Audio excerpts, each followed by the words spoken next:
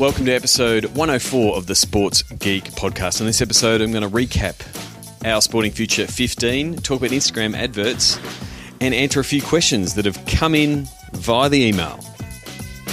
Welcome to the Sports Geek podcast, the podcast built for sports digital and sports business professionals. And now, here's your host who attends sports events to beat jet lag, Sean Callanan. Thanks, DJ Joel. My name is Sean Callanan, and you are listening to the Sports Geek podcast, either doing that on iTunes, Stitcher, SoundCloud, or my favourite podcast app, Pocket Casts. If you use Android, it's pretty much, to me, the only app that you should be using. And the Sports Geek podcast should be available on all of those platforms. If you're listening to it on other platforms or can't find it on your podcast app of choice, please let me know. Send me an email, sean@sportsgeekhq.com will always get me, or send me a tweet at Sean Callanan or at SportsGeek will also find me. Been on a little bit of a break with the podcast, had a bit of a break in interviews, got a few lined up in the next couple of weeks, but I thought I would bang one out to everybody and give you a bit of update of what I've been doing from a speaking point of view and some of the things that I've learned over the last couple of weeks, as well as answer a few questions that I've had come in via the email. Every now and again, I get people, either students or people working on specific projects with a question or two. They normally just flick them to me via email saying, "Hey, Sean, can you answer this?" And most of the time I'll answer them, and I do it in audio format because I find it easier, and it's really the format of choice. As you know, I've spoken about that before. So I thought I'd answer a few of those questions because they have been, I guess, recurring. Not that I'm going to completely copy the Ask Gary V show, but effectively I'll have an Ask Sports Geek segment in this episode. Before I get started, or I am started, so I don't need to say that. OSF 15, Our Sporting Future, was held up in the Gold Coast just a few weeks ago. I presented there. Talking about the opportunities for sports, and pretty much the attendees were national sporting organisations and state sports organising bodies, those kinds of things. So less of the pro sports space. It was run by the Australian Sports Commission, the AIS.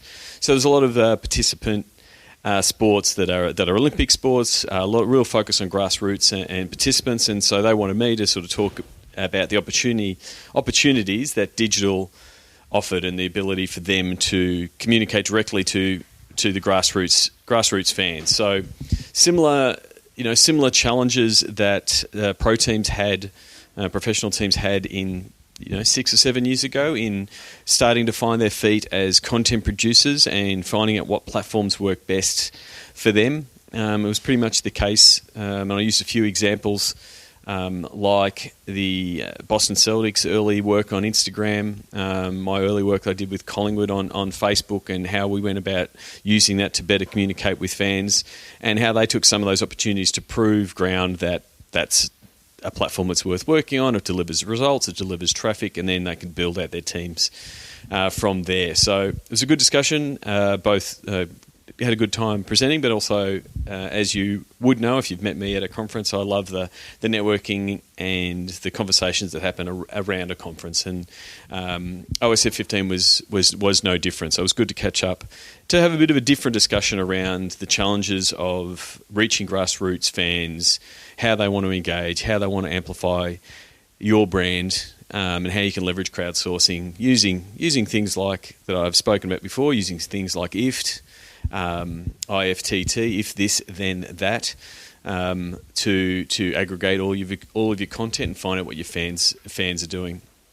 A couple of the speakers that really impressed me: Russell Howcroft from the Gruen Transfer, his new book "When It's Right to Be Wrong." He had a really interesting take on the ad game and the sport as a brand, and his take on it comes from very much a traditional advertising background, and so I'm hoping to catch up with Russell in the next couple of weeks and discuss that with him, and sort of maybe argue the point, and that digital does have a place, that TV is not the answer to everything, but I've since read his book, and it's a very quick and easy read, When It's Right to Be Wrong, on some of his takes on I guess, idea creation, and ideas are nothing. It's all about the execution. Some really good points in that presentation. And the other one that I really enjoyed was Marina Go from West Tigers, really taking a digital focus approach to what they do and the fact that sport needs to have that focus, because that's where fans are moving. So completely agree with that. So again, thanks to Tim Arnold and Paul Fairweather from the Australian Sports Commission for inviting me along to Our Sporting Future. It was well worth a couple of days up in the Gold Coast to sort of chat about all things digital, and also see the issues that are challenging sports, especially those moving into an Olympic year next year, because it'll be a big year for them with the 2016 Olympics. So I don't normally push this out. This is normally just a attendee type of thing, but you're all my podcast listeners. So if you want a copy of my slides and presentation from that conference, you can simply go to sportsgeekhq.com/OSF15 for Our Sporting Future. So sportsgeekhq.com/OSF15 is where you'll find it, and you can put your details in and you'll get an email with that presentation. If you did attend and didn't get that, please download it. If you didn't attend, you can still download it. But please, let me know what you think on the presentation itself. And again, if you've got any questions, please ping me an email, sean@sportsgeekhq.com. Another couple of things. Since my last podcast with Steve Ziff of the Jags, been playing around with Instagram adverts. Instagram have recently launched Instagram ads to a wider audience. It's not just a play for people who are spending a lot of money on Facebook. It's now available in the self-service module through Power Editor and through Business Manager. And again, if you're not using Business Manager, again, I would stress that you're probably just not using. You're not doing Facebook ads correctly just yet. Set up Business Manager. It's mind-blowing, and once you start getting in there and it starts setting things up, don't forget you can get my free business guide to setting up Business Manager by going to sportsgeekhq.com/funnily enough Business Manager to download that guide. A couple of things you've got to do from a setup point of view, from an Instagram point of view. And again, I'll do this right now just to get it all set up. One is adding your Instagram account to your Business Manager, adding your Instagram account and tying it to your page. So you can do that in the settings of your Facebook page. Go to your settings on your Facebook page, there'll be Instagram, and then adding your Instagram account so it's connected. So then when you go to Power Editor, you'll have the ability to run ads to Instagram. At the moment, Facebook is only allowing website clicks campaigns to be targeting Instagram. And what I'm seeing initially, because it's been, it's a rush, and I always see when new platforms come out, it's always a rush of bad marketers that hit the market first. At the moment, if you had a web clicks campaign and you were potentially running ads to Facebook, say to sell tickets or merchandise or whatever, it has an option to say mobile feed, desktop feed, right-hand side, and Instagram. And so by clicking that, your ad will also get pushed to Instagram. My advice at the minute is not to do that. If you're going to run something on Instagram, then just run it on Instagram exclusively, because what works on Facebook will not work on Instagram. So there's that change you've got to make to begin with. So the success that we've had has been with the Instagram-only campaigns. The advantage of doing Instagram-only campaign, you can actually then create an audience that's specific to Instagram. So by that I mean is if you only have Instagram selected, then you can pick your country and it will actually tell you how many Instagram users there are in that country. So example, if you said Instagram users in Australia, it says bit over 4 million. If you said Facebook users in Australia, it's up to 13.5 million. So automatically it gives you a straight out number of how many people are using Instagram. And then you can do things like target by interest, target by people who are connected to your Facebook page, those kind of things to pitch out your offer.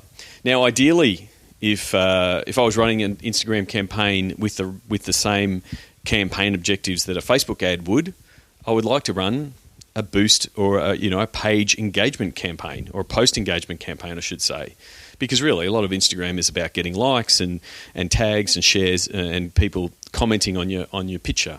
They don't offer that yet, and I say that yet because I think it's on the path that it makes sense that a lot of the objectives that are available in Facebook will be available in Instagram.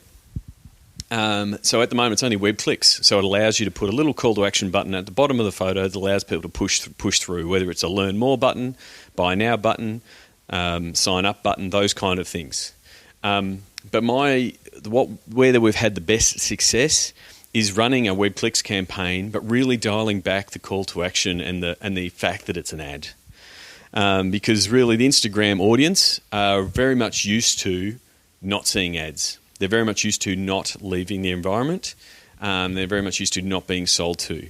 Prior to Instagram ads, if you wanted to drive someone to something in particular, a lot of people would do the hack of putting the link in their profile. Hey guys, here's our latest jumper, or here's our latest merch.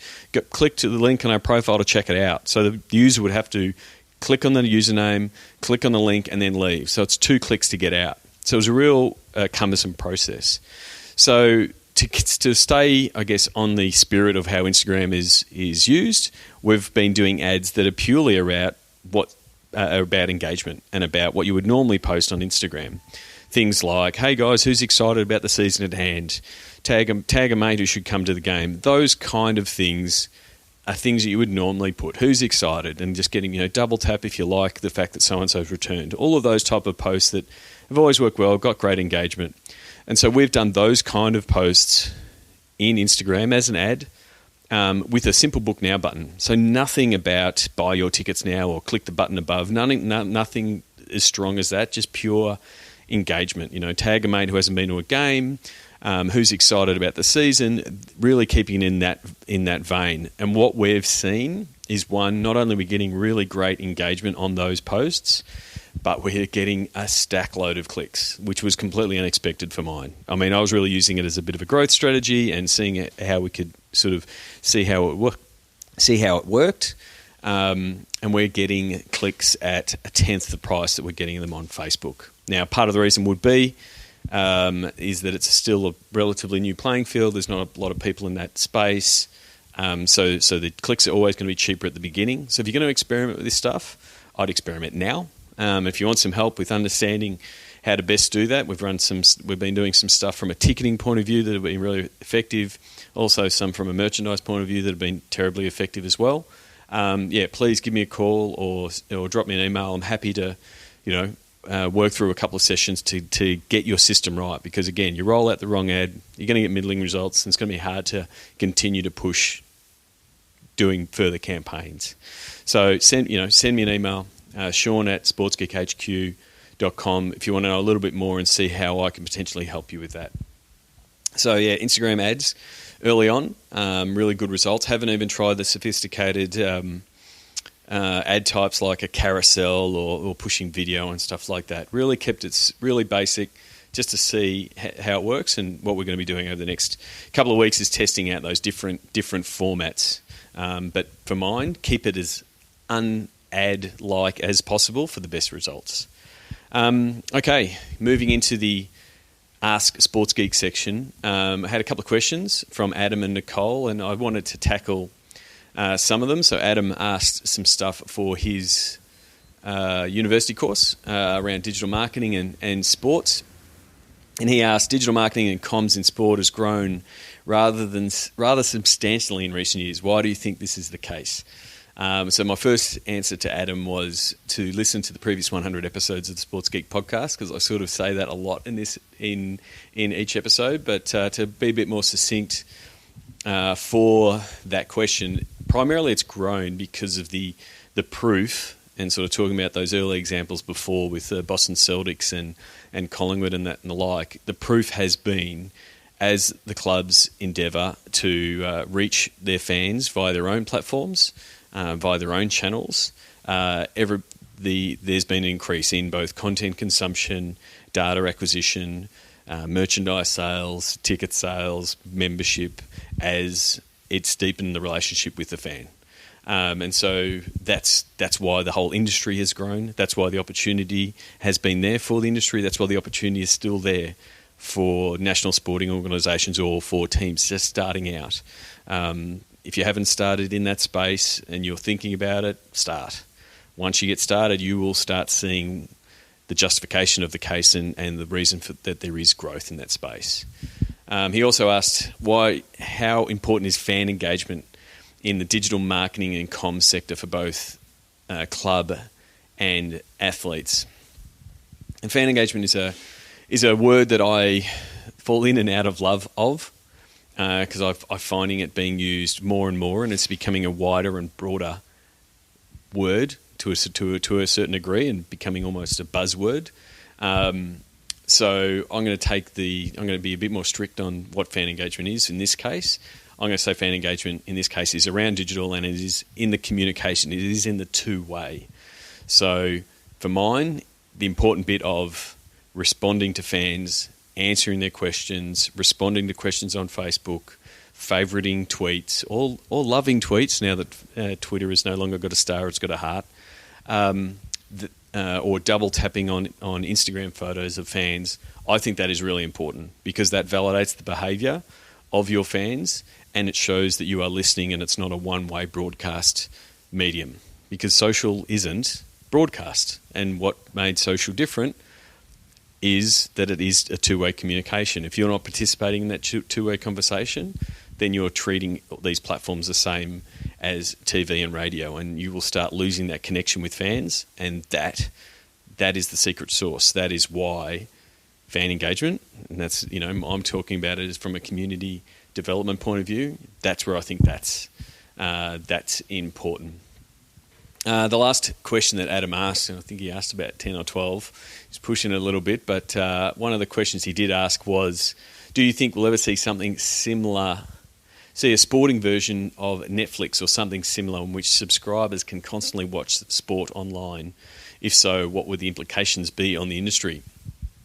I think when Adam asked this question, I think it was a couple of weeks ago, and since then we've seen some movement, at least in the Australian sports space, and also we've seen a major NFL game. The Jags game in London was purchased and streamed by Yahoo.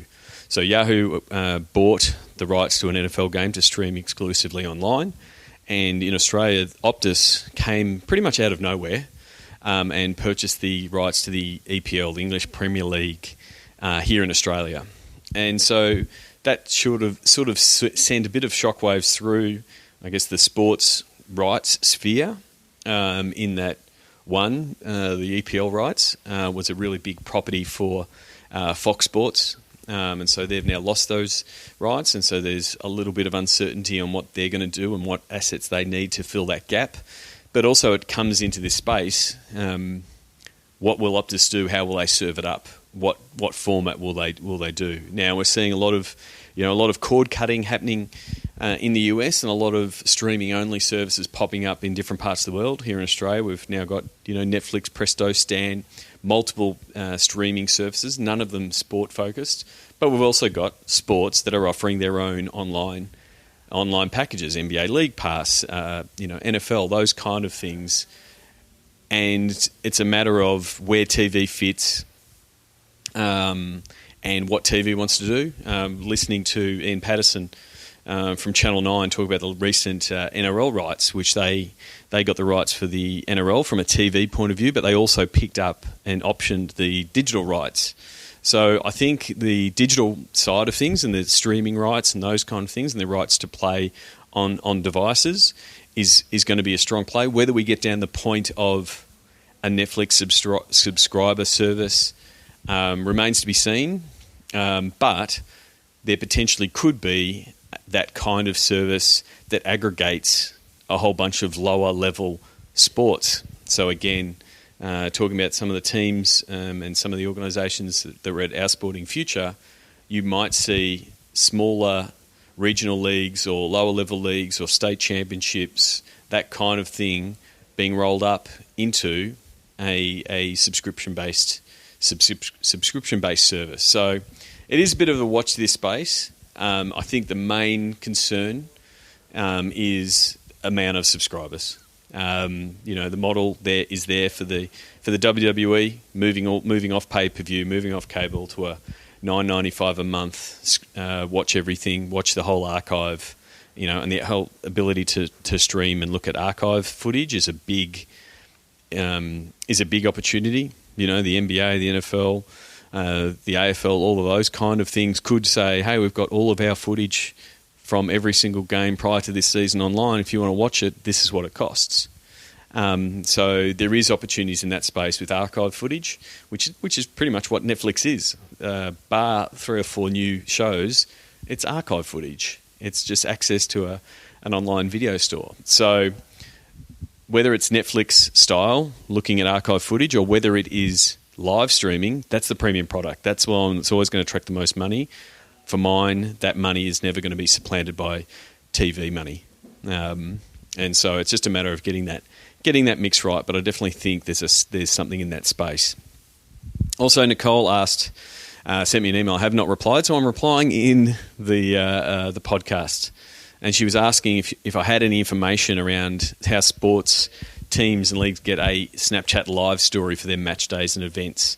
As an example, college football, the NFL, the AFL Grand Final was also done in that space, and as well as any costs involved. At the moment, it is at Snapchat's choice to profile specific events, and they then work with those partners to produce that content and help them aggregate that content. So they have done deals in the past with premium products, like the NFL, doing a deal with the NFL to get them on the Snapchat live stories.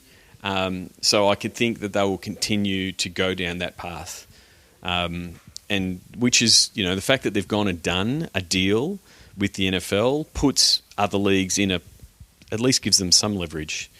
As far as, well, if you want our content on your platform, like our other partners, namely TV and radio, who pay to have our content on your platform, they've at least started that discussion. Whereas every other social network that's popped up has always been, hey, our platform's great, you should put your stuff up for free.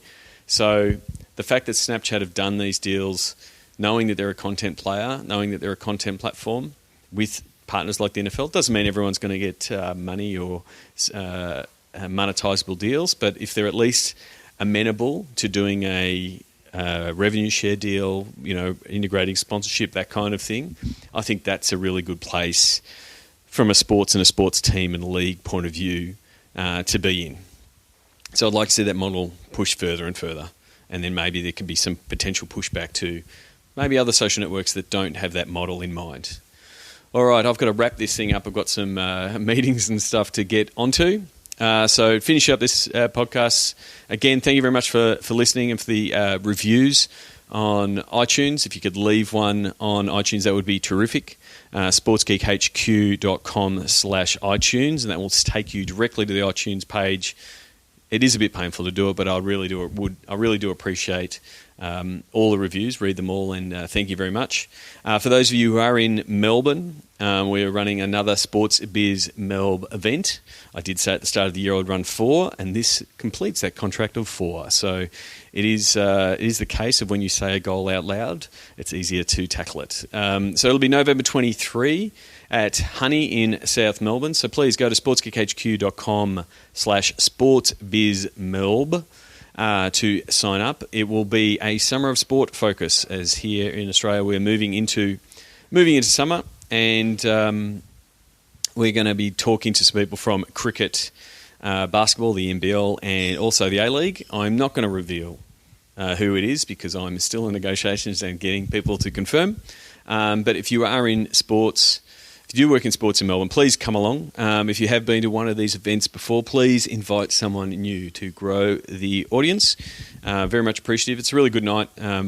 Pretty much a big hat tip to Russell Scabetti. These nights have started out off his idea of SB night. And really, it's a networking night. Come and meet fellow colleagues and network, find out what everyone's doing, and seeing what ideas you can swap and what things you can collaborate on. It's something that is well worthwhile. And please, if you've got a meetup or something like that that's in your part of the world, please let me know. I'm happy to tweet it out and find if there's anyone in your neck of the woods for that kind of thing. So until next episode, my name is Sean Callanan from Sports Geek, and you've been listening to the Sports Geek Podcast. Like the Sports Geek Podcast? Find us on Facebook.com/SportsGeek. Check out which teams work with Sports Geek at SportsGeekHQ.com/clients. Please leave a review on iTunes. Go to SportsGeekHQ.com/iTunes. Thanks for listening to the Sports Geek Podcast.